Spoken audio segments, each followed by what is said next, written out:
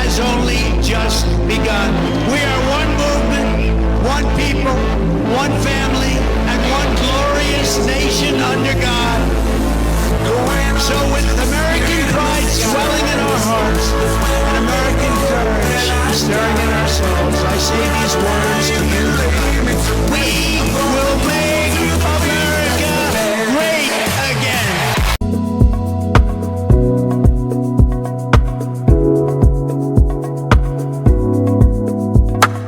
We gather here today as members of a historic alliance, an alliance that saved and changed the world.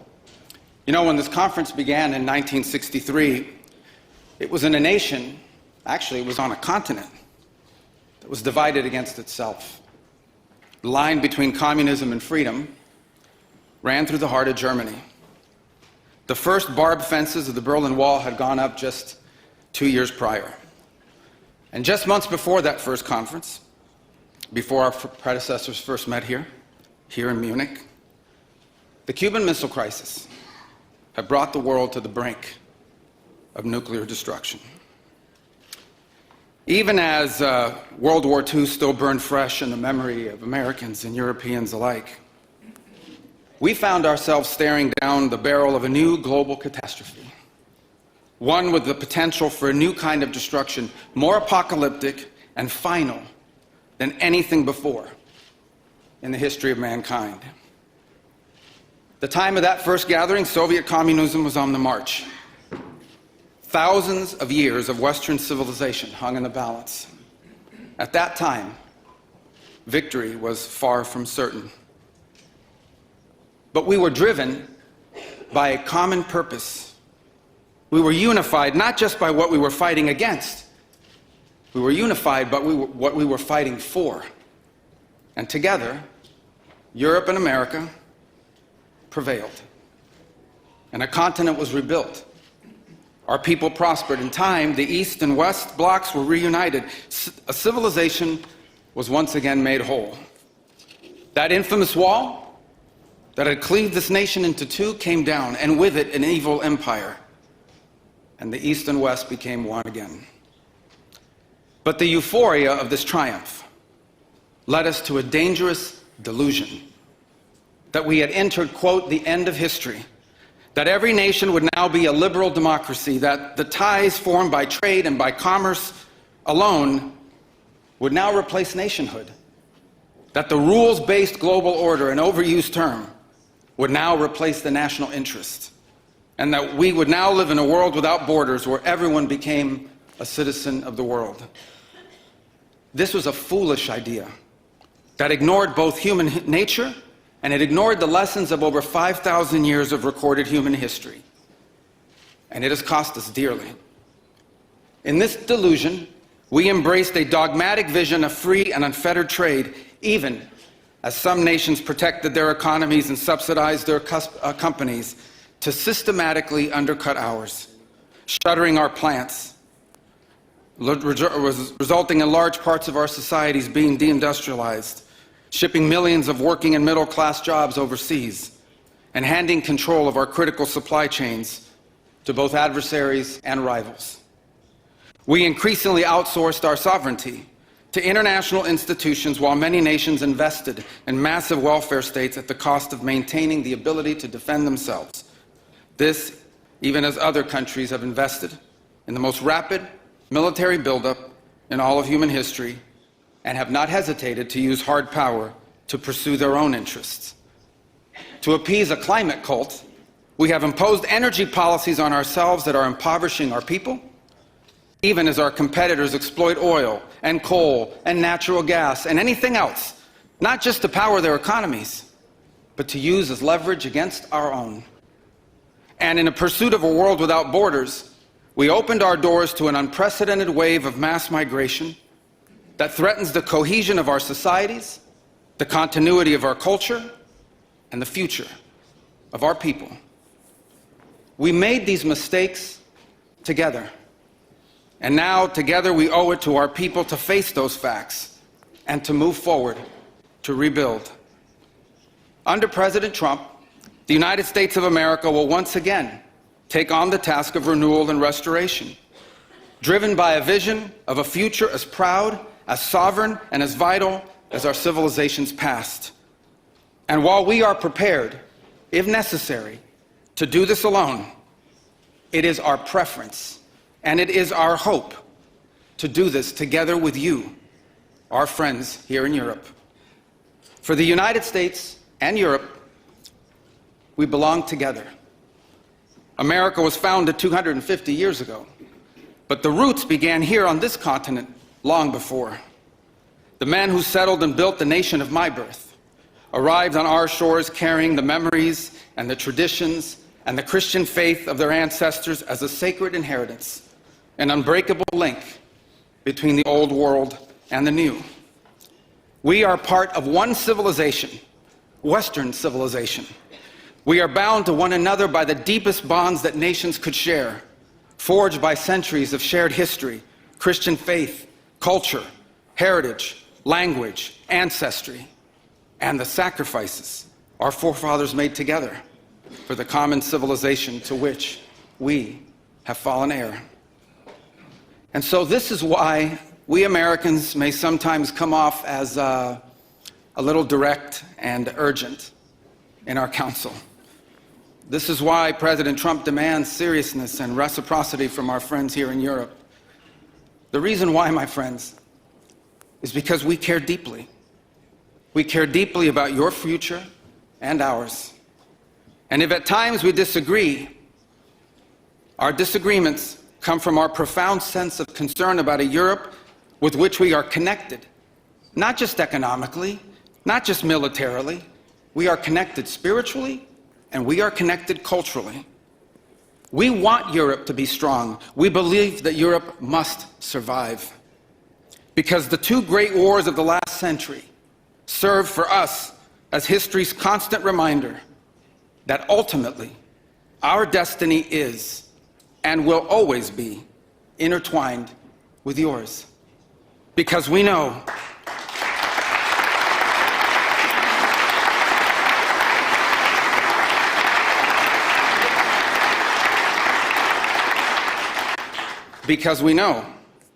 that the fate of Europe will never be irrelevant to our own. National security, which this conference is largely about, is not merely a series of technical questions. How much we spend on defense or where, how we deploy it, these are important questions. They are. But they are not the fundamental one. The fundamental question we must answer at the outset is, what exactly are we defending? Because armies do not fight for abstractions. Armies fight for a people. Armies fight for a nation. Armies fight for a way of life. And that is what we are defending. A great civilization that has every reason to be proud of its history, confident of its future, and aims to always be the master of its own economic and political destiny. It was here, in Europe, where the ideas that planted the seeds of liberty that changed the world were born. It was here, in Europe, which gave the world the rule of law, the universities, and the scientific revolution.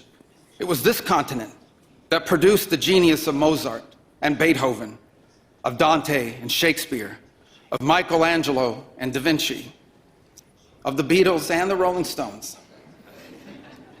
And this is the place where the vaulted ceilings of the Sistine Chapel and the towering spires of the great cathedral in Cologne, they testify not just to the greatness of our past or to a faith in God that inspired these marvels.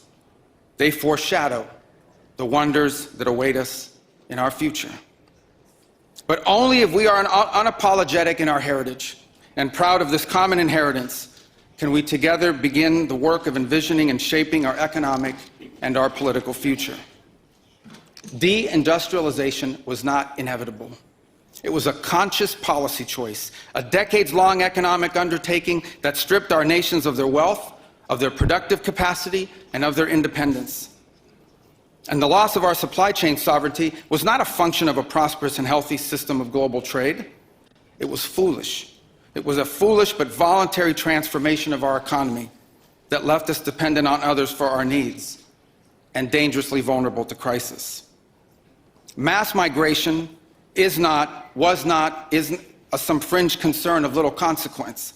It was and continues to be a crisis which is transforming and destabilizing societies all across the West. Together, we can reindustrialize our economies and rebuild our capacity to defend our people. But the work of this new alliance should not be focused just on military cooperation and reclaiming the industries of the past. It should also be focused on together advancing our mutual interests in new frontiers, unshackling our ingenuity, our creativity, and the dynamic spirit to build a new Western century. Commercial space travel and cutting-edge artificial intelligence, industrial automation and flex manufacturing, creating a Western supply chain for critical minerals not vulnerable to extortion from other powers, and a unified effort to compete for market share in the economies of the global South. Together, we can not only take back control of our own industries and supply chains, we can prosper in the areas that will define the 21st century. But we must also gain control of our national borders. Controlling who and how many people enter our countries, this is not an expression of xenophobia, it is not hate. It is a fundamental act of national sovereignty. And the failure to do so is not just an abdication of one of our most basic duties owed to our people. It is an urgent threat to the fabric of our societies and the survival of our civilization itself. And finally, we can no longer place the so-called global order above the vital interests of our people and our nations. We do not need to abandon the system of international cooperation we authored, and we don't need to dismantle the global institutions of the old order that together we built. But these must be reformed. These must be rebuilt. For example, the United Nations still has tremendous potential to be a tool for good in the world. But we cannot ignore that today, on the most pressing matters before us, it has no answers and has played virtually no role. It could not solve the war in Gaza. Instead, it was American leadership that freed captives from barbarians and brought about a fragile truce. It has not solved the war in Ukraine. It took American leadership in partnership with many of the countries here today just to bring the two sides to the table in search of a still elusive peace. It was powerless to constrain the nuclear program of radical Shia clerics in Tehran. That required 14 bombs dropped with precision from American B-2 bombers. And it was unable to address the threat to our security from a narco-terrorist dictator in Venezuela. Instead, it took American special forces to bring this fugitive to justice. In a perfect world, all of these problems and more would be solved by diplomats and strongly worded resolutions. But we do not live in a perfect world. And we cannot continue to allow those who blatantly and openly threaten our citizens and endanger our global stability to shield themselves behind abstractions of international law which they themselves routinely violate. This is the path that President Trump and the United States has embarked upon. It is the path we ask you here in Europe to join us on. It is a path we have walked together before and hope to walk together again. For 5 centuries, before the end of the Second World War, the West had been expanding.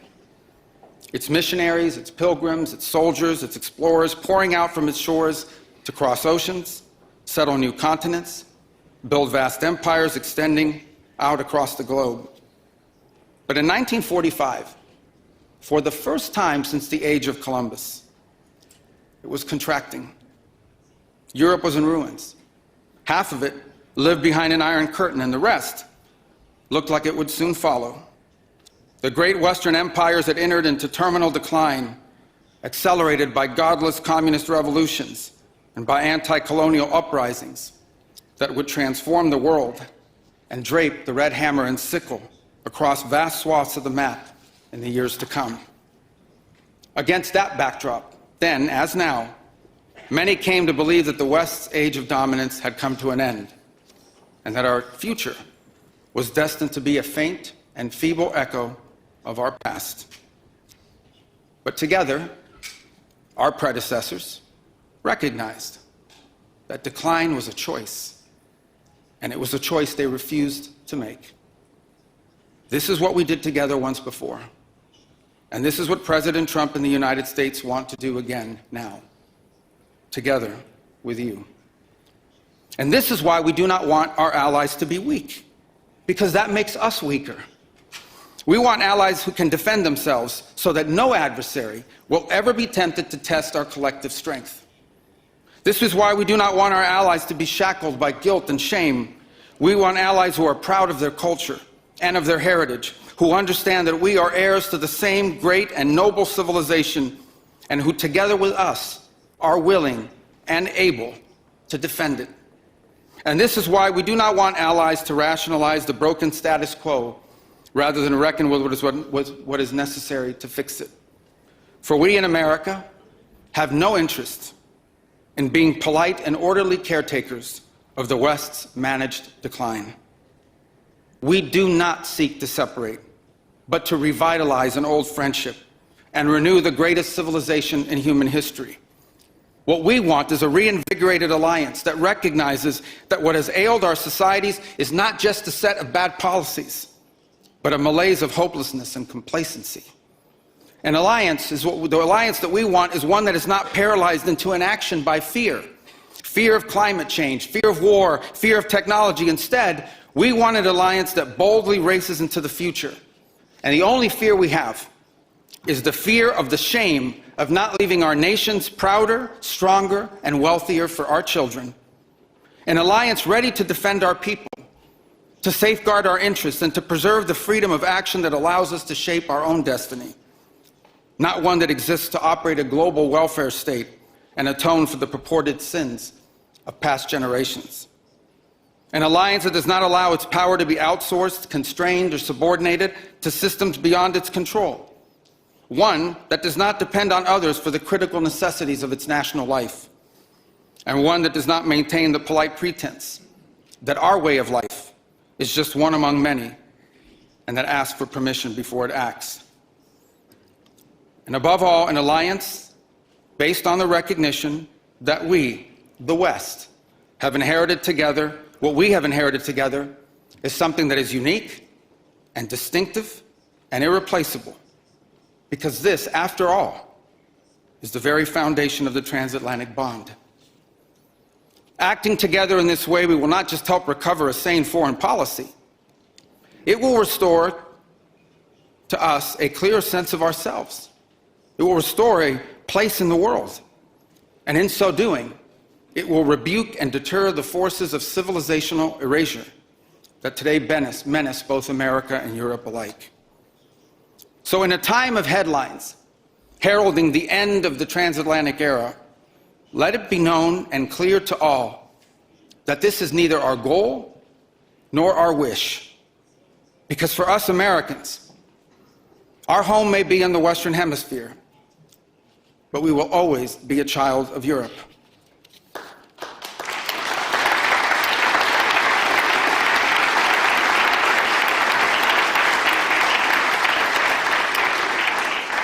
Our story began with an Italian explorer whose adventure into the great unknown to discover a new world brought Christianity to the Americas and became the legend that defined the imagination of our pioneer nation. Our first colonies were built by English settlers, to whom we owe not just the language we speak, but the whole of our political and legal system. Our frontiers were shaped by Scots-Irish, that proud, hardy clan from the hills of Ulster that gave us Davy Crockett and Mark Twain and Teddy Roosevelt and Neil Armstrong. Our great Midwestern heartland was built by German farmers and craftsmen who transformed empty plains into a global agricultural powerhouse. And by the way, dramatically upgraded the quality of American beer. Our expansion into the interior followed the footsteps of French fur traders and explorers whose names, by the way, still adorn the street signs and town names all across the Mississippi Valley. Our horses, our ranches, our rodeos, the entire romance of the cowboy archetype that became synonymous with the American West.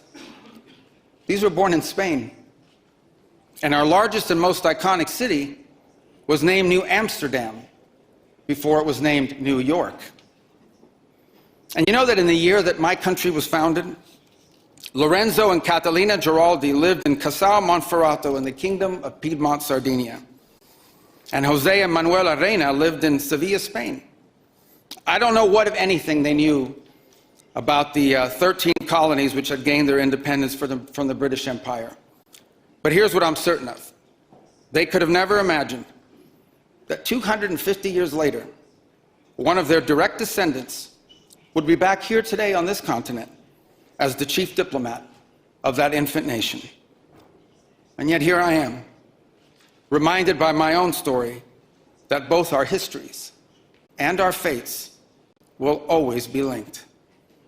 Together we rebuilt a shattered continent in the wake of 2 devastating world wars. When we found ourselves divided once again by the Iron Curtain, the Free West linked arms with the courageous dissidents struggling against tyranny in the East to defeat Soviet communism. We have fought against each other, then reconciled, then fought, then reconciled again. And we have bled and died side by side on battlefields from Kapyong to Kandahar.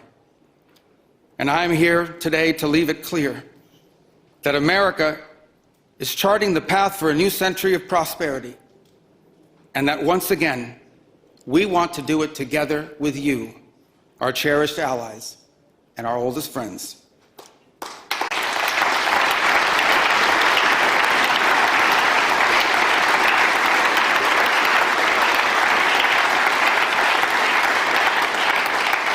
We want to do it together with you, with a Europe that is proud of its heritage and of its history, with a Europe that has the spirit of creation and liberty that sent ships out into uncharted seas and birthed our civilization, with a Europe that has the means to defend itself and the will to survive. We should be proud of what we achieved together in the last century, but now we must confront and embrace the opportunities of a new one. Because yesterday is over. The future is inevitable. And our destiny together awaits. Thank you. Please, if this is your first time watching this video, please you can hit up the subscribe button, like and share this video for more videos like this to come in the future. Peace out.